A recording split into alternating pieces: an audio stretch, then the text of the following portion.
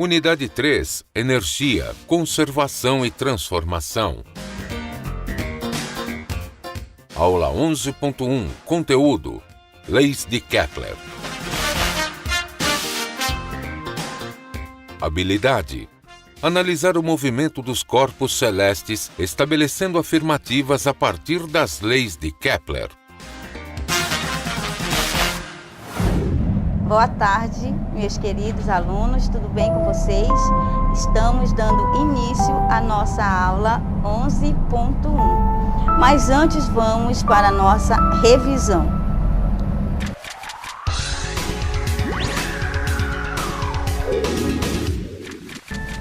Olá, pessoal, vamos agora fazer a revisão da aula anterior. Se falou do sistema planetário e suas aplicações. Vocês lembram quando o professor falou sobre os movimentos da Terra, que envolvem aí a rotação, estudamos também a translação e a precessão. Vimos também a pressão atmosférica, mas claro que para chegar a esses tipos de movimento, nós tínhamos que ele comentou sobre como era antes a ideia do sistema planetário. Vejam, o sistema planetário de Ptolomeu, que é o mais famoso sistema planetário grego, foi o de Cláudio Ptolomeu. Como tem essa imagem aí, desde o ano 100 até o 170, que considerava a Terra como o centro do universo, que é conhecido como sistema geocêntrico. E até nesse momento eles achavam que a Terra era perfeita, por isso que eles consideravam a era geocêntrica. Depois veio a era heliocentrismo, com Nicolau Copérnico. Vejam que, segundo esse sistema, cada planeta, inclusive a Terra, descreve uma órbita circular em torno do Sol. Por que eles achavam que a Terra descrevia uma órbita circular? Porque por ter sido criada perfeitamente, era a circunferência, um círculo. Vamos analisar, vamos relembrar um vídeo que envolve o heliocentrismo e o geocentrismo.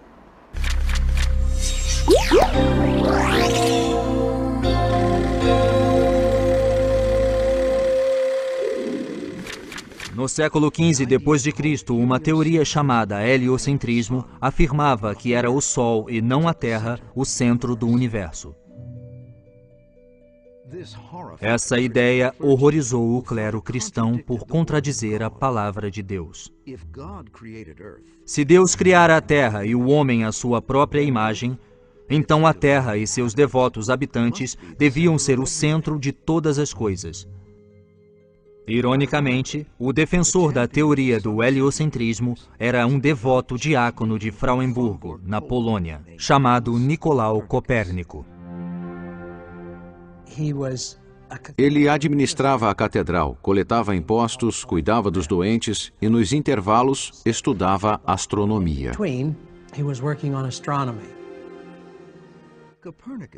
Copérnico ficou intrigado pela complexa mecânica celestial de Ptolomeu. Mas encontrou uma solução inteligente. Quando retirou a Terra do centro do sistema solar,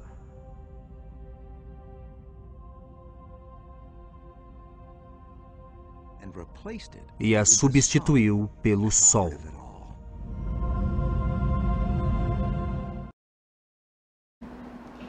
Viram como no nosso vídeo da revisão mostrou como surgiu essa era para depois chegarmos aí aos movimentos da Terra de rotação, translação e precessão que vocês estudaram, aliás, na aula anterior. Vamos agora para o nosso desafio.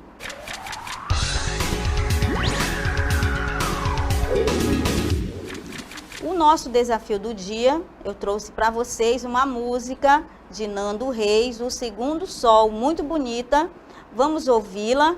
Vocês observem a letra, prestem bem atenção no que vai se tratar o nosso desafio com a letra O Segundo Sol, com Nando Reis.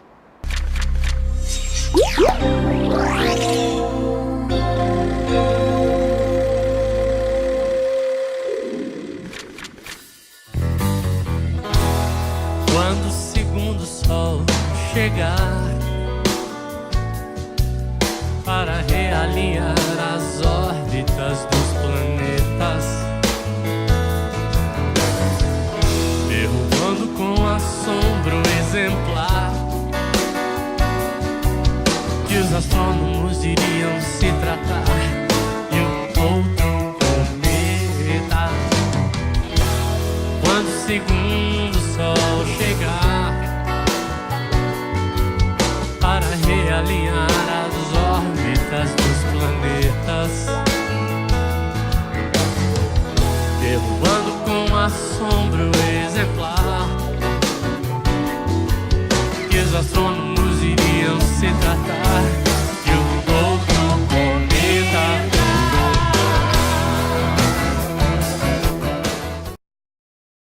Muito bem, muito linda a música.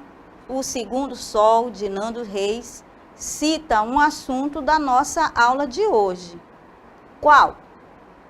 Depois nós vamos para o final verificar o que vocês puderam perceber na aula de hoje com esse desafio. Vamos agora para a nossa aula 11.1.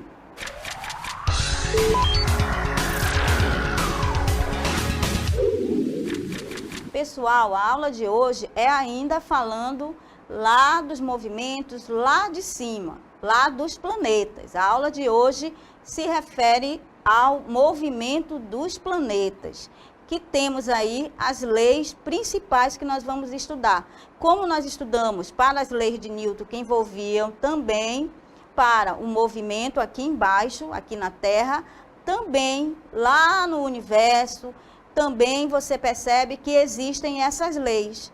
E agora nós vamos estudá-las. Claro que essas leis, nós não vamos fazer os cálculos hoje. Nós só vamos entender que existem expressões que envolvem essas leis. Claro que essas leis vieram, como vocês puderam perceber, no resumo, naquele vídeo, que onde apareceram vários cientistas explicando. Vejam, as leis de Kepler são 3, propostas no século XVII pelo astrônomo e matemático alemão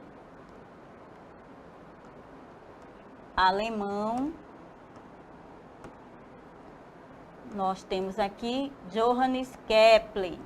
Gravem bem esse nome aí que faz parte da astronomia moderna, na obra Astronomia Nova. O que ele percebeu? Ele percebeu que antes todos usavam a era geocêntrica, que a Terra era o centro. E elas, com essa astronomia nova, ele percebeu que estava acontecendo algo errado com esses planetas. Quando eles estavam fazendo os cálculos, ele percebeu que a Terra não era o centro. E essas leis que regem os movimentos dos planetas do sistema solar, segundo o modelo, vejam que é o heliocêntricos, ou seja, o Sol no centro. Viram que começou com a Terra sendo o centro e Johannes Kepler, ao fazer esses cálculos, ele viu que algo estava errado. Porque nós vamos, no decorrer da aula, perceber que o movimento dos planetas, na era do heliocêntrico, nós vamos ver que vai ser de uma outra forma que eles pensavam. Eles achavam, como a Terra era perfeita, que eles consideravam que o geocêntrico, que a Terra era o centro, eles achavam que ela era perfeita. E na época achavam que Deus era, que ele desfez o universo. Então, ontem nós falamos do Big Bang, lembram?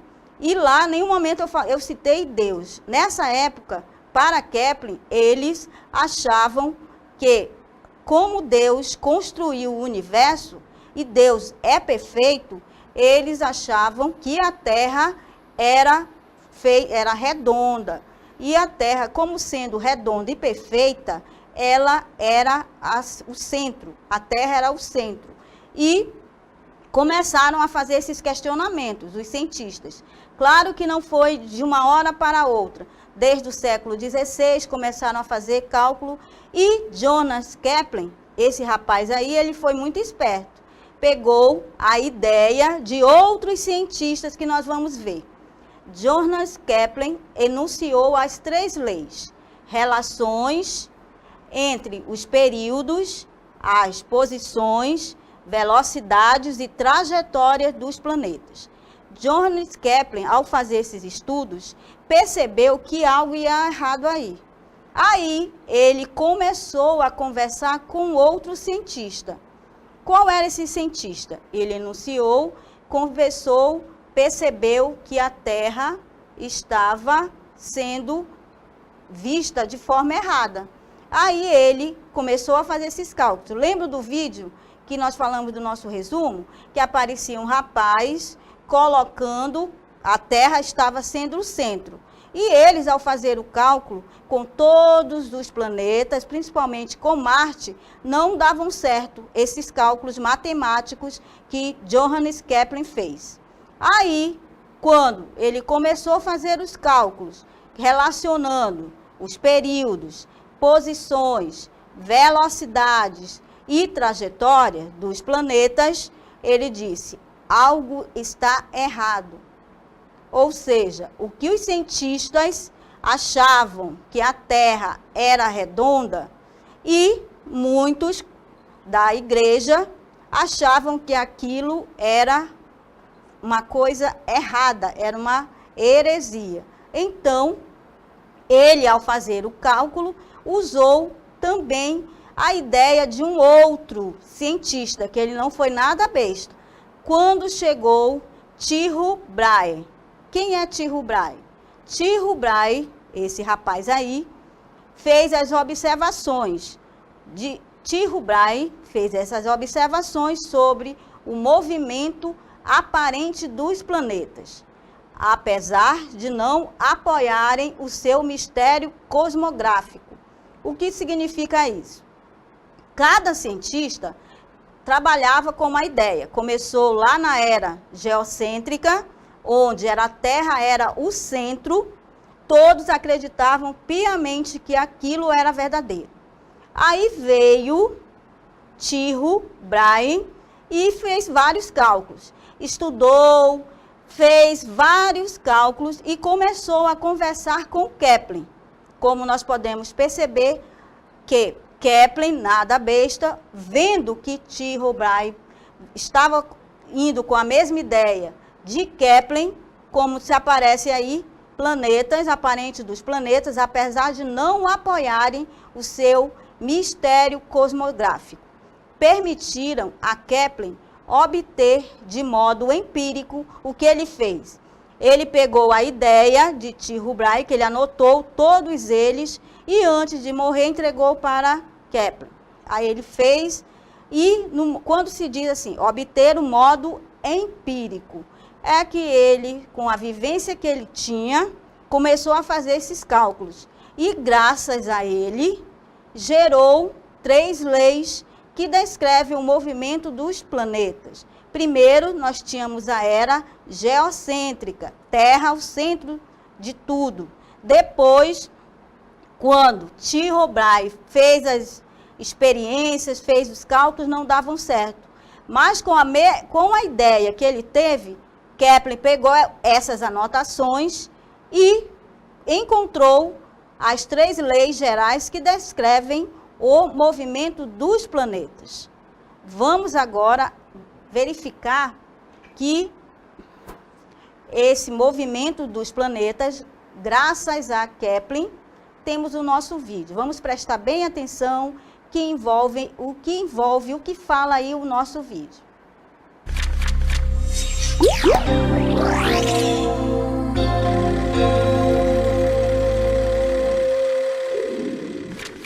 Contemporâneo de Galileu, Johannes Kepler nasceu na Alemanha em 1571. Professor de matemática na Universidade de Graz, na Áustria, Kepler acabou mudando-se para Praga em 1600. Foi lá que Kepler tornou-se assistente do astrônomo Tycho Brahe, com quem já se correspondia sobre os mistérios do cosmos. Dedicado às observações acerca dos movimentos de Marte e aos trabalhos de Brahe, Kepler concluiu que os movimentos dos astros são elípticos e não circulares como se imaginava. A primeira lei, ou lei das órbitas, diz que todo planeta descreve uma órbita elíptica com o Sol em um dos focos.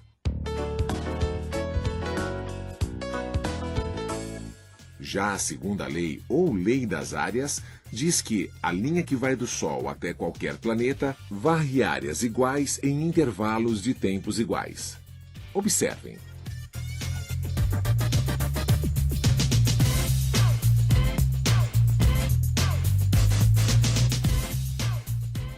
O ponto mais próximo do Sol chamamos de periélio e o ponto mais distante de afélio.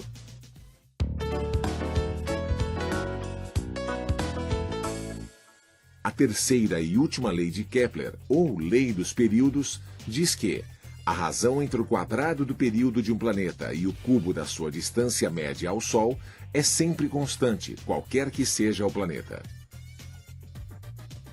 Com essa lei, podemos concluir que planetas que orbitam próximo do Sol têm tempos de revolução mais curtos, como Mercúrio, cujo ano dura apenas 88 dias da Terra, e planetas distantes do Sol são mais lentos, como Netuno, onde um ano equivale a 165 anos terrestres. Pessoal, o nosso vídeo se falou das leis de Kepler. Claro que essas leis, elas são aplicadas aonde? Você pode estar se perguntando. Essas leis, elas são aplicáveis principalmente nos satélites. É ali que eu aplico as leis de Kepler. Por que elas são aplicáveis ali? Lá no satélite. Porque nós não podemos aplicar essas leis aqui na Terra, e sim no universo. Por isso que elas, aliás, Kepler revolucionou, como vocês puderam ouvir e ver no nosso vídeo sobre o movimento dos planetas. A aula se prepara aí envolvendo as órbitas, os movimentos dos planetas. Vamos lá lembrar e explicar para vocês as leis de Kepler. Claro que as leis de Kepler nós não vamos fazer cálculo. É só para que vocês saibam que sempre que se falar da astronomia, dos planetas, são aplicáveis no nosso mundo, que temos aí os satélites. Bom, a primeira lei, a primeira lei de Kepler, vejam que é a lei das órbitas. A lei das órbitas. Os planetas, a partir de Kepler, se descobriu que os planetas descrevem órbitas elípticas. Lembram que eles falavam que os planetas descreviam órbitas circulares. E Kepler, ao fazer seus cálculos, ele percebeu que não são circulares, e sim elípticas, como vocês podem observar nessa imagem aqui. A primeira lei descreve órbitas elípticas em torno do Sol. Temos aqui o Sol, que ocupa um dos focos da elipse. Aí você tem aqui o Sol, temos o Sol, e apareceram lá duas palavras, vocês lembram? Temos aqui, de um lado, porque essa imagem não dá para ver bem, mas você tem o deixa eu colocar para cá, deixa eu colocar outra cor, apareceram no nosso vídeo, periélio.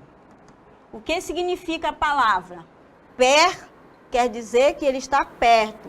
E hélio tem a ver com heliocentrismo, perto do Sol. Toda vez que eu tiver um planeta próximo do Sol, ele tem aquele foco ali chamado de periélio. Agora, se o nosso foco, o nosso planeta estiver mais afastado, ele é o periélio, é próximo do Sol, perto do Sol. Hélio, do heliocentrismo, você tem perto do Sol. Agora, quem estiver mais afastado, vamos colocar, era para ser aqui do outro lado, você tem o periélio e o afélio. Vejam que ele representa aqui mais afastado do Sol, periélio e o afélio. Na primeira lei, você tem os planetas descrevem órbitas elípticas em torno do Sol, que ocupa um dos focos da elipse. Já a segunda lei, você tem que a segunda lei de Kepler, a lei das áreas. As áreas descritas pelo vetor posição de cada planeta são proporcionais aos intervalos de tempo gastos para descrevê-los. Você tem, veja, a segunda lei é a lei das áreas.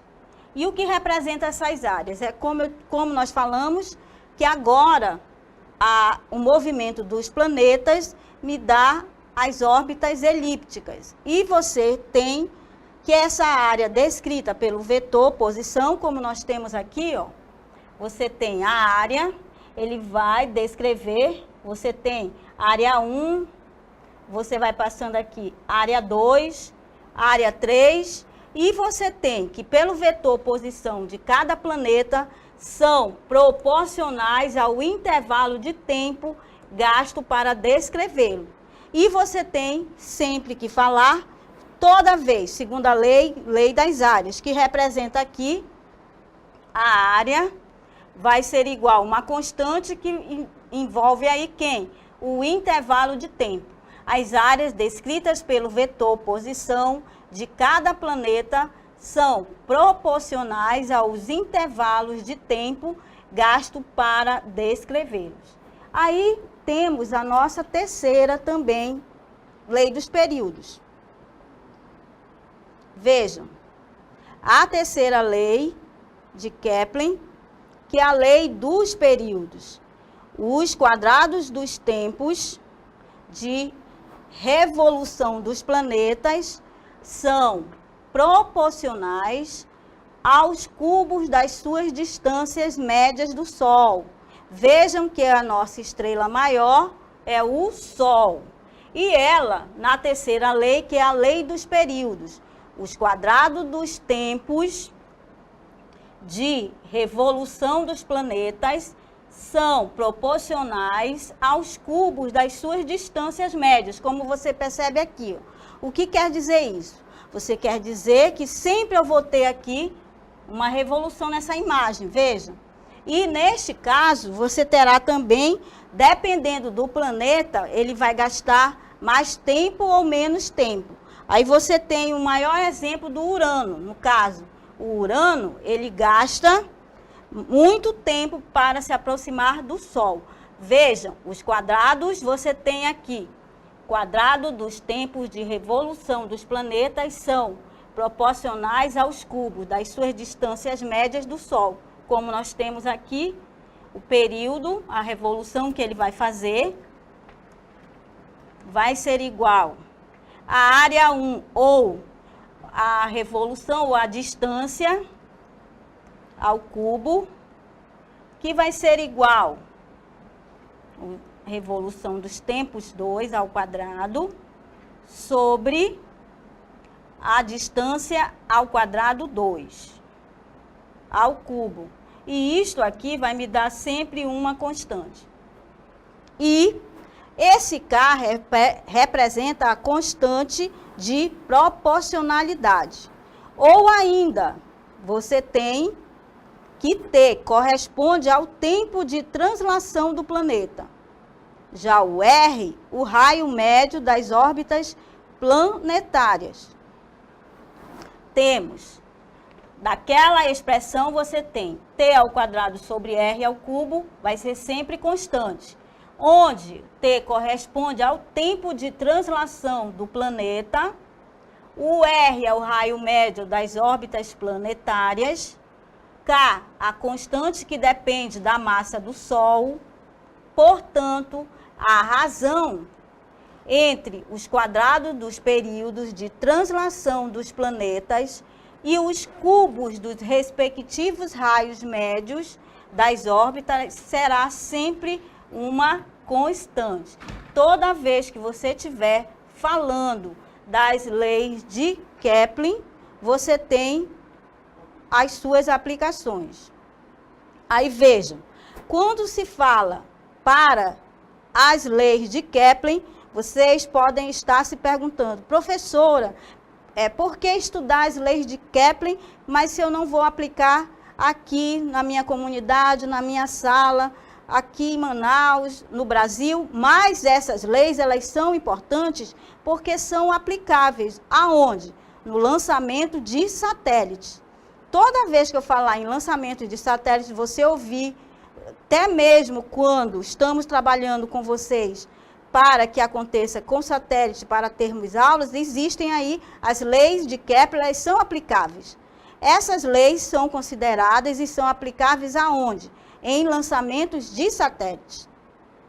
Os satélites são projéteis disparados com uma velocidade tal que não passam mais, aliás, velocidade tal que não possam mais aterrissar, que diga. Os satélites são projéteis disparados com uma velocidade tal que não possam mais aterrissar. Eles caem continuamente rumo à Terra, porque são atraídos pela força da gravidade, que vocês vão estudar, força gravitacional, irão estudar na segunda aula. Mas a superfície curva da Terra impede-os de aterrissar. Vejam que as leis de Kepler, elas são muito importantes para lançamento de satélite. E um detalhe, essas leis de Kepler, sempre em relação aos planetas, nós vamos perceber que eles estão envolvidos aí com o movimento, com as órbitas planetárias. E quando se fala dos planetas, lá do sistema solar, são aplicáveis nas leis de Kepler. Quando se fala o Urano, ele vai dar uma volta maior ou menor. Vejam, sempre quando eu trabalhar com as leis de Kepler, elas sempre me darão esta ideia. Vamos agora... A sua aula continua no próximo vídeo.